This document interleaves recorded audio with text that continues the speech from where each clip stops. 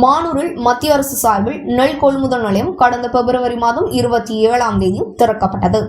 அன்றைய தினம் முதல் மானூர் பகுதியில் உள்ள விவசாயிகள் அனைவரும் இந்த நெல் கொள்முதல் நிலையத்தில் நெல்மணிகளை கொண்டு வந்து கொட்டினர்.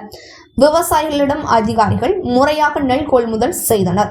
இங்குள்ள விவசாயிகளிடம் மத்திய அரசு நெல் கொள்முதல் நிலையம் மூலம் நெல் கொள்முதல் செய்யப்பட்டு நெல் மூடைகள் அனைத்தும் அந்த பகுதிகளில் உள்ள சாலைகளில் அடுக்கி வைக்கப்பட்டுள்ளது. சுமார் 20,000க்கும் மேற்பட்ட நெல் மூடைகள் இந்த சாலைகளில் அடுக்கி வைக்கப்பட்டுள்ளன. இந்த நெல் மூடைகளை மத்திய அரசு லாரிகள் மூலம் அரசு குடோன்களுக்கு எடுத்து செல்லும் வரை விவசாயிகளே இந்த மூடைகளை பாதுகாக்க வேண்டும். ஆனால் 40 நாட்கள் ஆகியும் நெல் மூடைகளை எடுத்து செல்லவில்லை. இதனால் விவசாயிகள் மிகவும் பாதிக்கப்படுகின்றனர். கடந்த 40 நாட்களாக கொள்முதல் செய்த நெல் மூடைகளுக்கு பணம் வரவில்லை. எனவே அரசு உடனடியாக கொள்முதல் செய்த நெல் மூடைகளை எடுத்து செல்ல வேண்டும். விவசாயிகளுக்கு உடனடியாக பணத்தை வழங்க வேண்டும் என இந்த பகுதி விவசாயிகளும் மானூர் பஞ்சாயத்து தலைவர் பராசக்தி செல்வந்துரை, மாவடி பஞ்சாயத்து தலைவர் தன்சில் ரோஸ் ஆகியோர் கோரிக்கை விடுத்துள்ளனர்.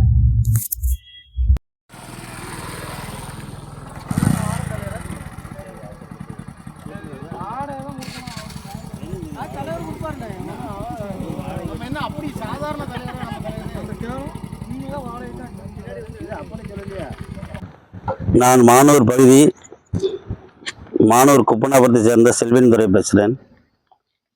இந்த பகுதியில் மானூர் குளம் நல்ல விளைச்சலை கொடுத்துருக்கு.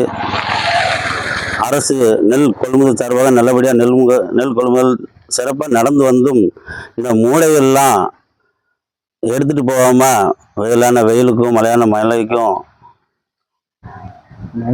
நனைய வேண்டிய கண்டிஷனில் இருக்குது. இதை அரசு தகுந்த ஒப்பந்தக்காரரிடம் நடவடிக்கை எடுத்து அந்த நெல்லை பாதுகாப்பாக எடுத்து செல்லும்படி மிகவும் பணிவுடன் இந்த கலெக்டர் ஐயாவை வேண்டுகிறேன். நன்றி, வணக்கம்.